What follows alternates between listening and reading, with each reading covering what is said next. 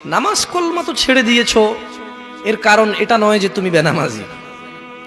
তোমার নামাজ কলমা ছাড়ার কারণ ভিন্ন। তুমি মনে করো আর কি তোমার মন চায় না, তুমি পারো না, তাই তুমি নামাজ পড়ো না। আসলে তোমার তাওহীদের সমস্যা। কোথায় সমস্যা? মানে আল্লাহ কে? আল্লাহ তিনি যে তোমার হিসাব নিতে সক্ষম এবং তিনি যে তোমার হিসেব নিবে, তুমি এটা পরিপূর্ণভাবে বিশ্বাস করো না, তাহলে তো তুমি নামাজ পড়তে। তুমি মনে করো আর কি তুমি নামাজ পড়ছো না, তুমি গাফেল।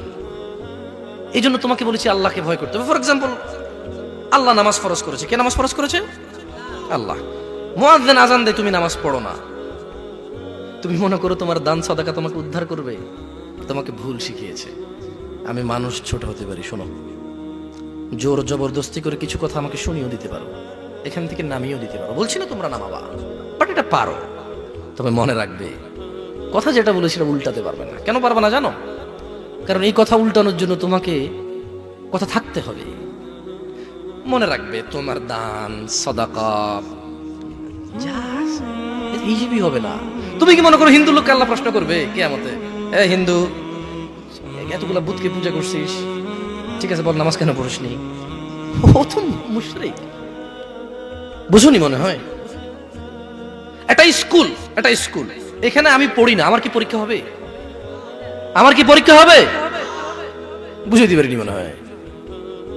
তো যে মুশরিক, তার নামাজ রোজা হজ যাকাতের হিসাব কিসের হিসাব? সে তো অলরেডি এমন অপরাধী যা ক্ষমাযোগ্য নয়। যা কি নয়? ক্ষমাযোগ্য নয়। একজন বেনামাজি মানুষ, সে মনে করে নামাজ না পড়া শুধু নামাজ না পড়া, অথচ আল্লাহর নবী, যে একটু আগে বললাম, আল্লাহ বলেছে যদি তোমরা আল্লাহর ভালোবাসা পেতে চাও তাহলে রাসূলের অনুসরণ করো। রাসূল বলছে যে নিশ্চয়ই কাফের এবং মুশরিকের মধ্যে আর আমাদের মধ্যে পার্থক্য হচ্ছে নামাজ। তুমি মনে করো নামাজ না পড়া।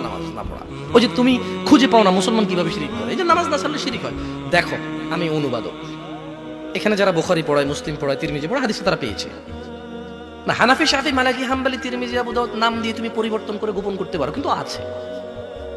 ফয়সালা তো আল্লাহ করবে যে এভাবে হয় নাকি সিস্টেম, ইসলামকে বিভক্ত করা এবং কিয়ামত দিবসে রাসূলের অনুসরণের বাইরে কোনো অনুসরণের হিসাব নেওয়া হবে কিনা, সেটা তো আল্লাহ ফয়সালা করবে। আমি তুমি এখন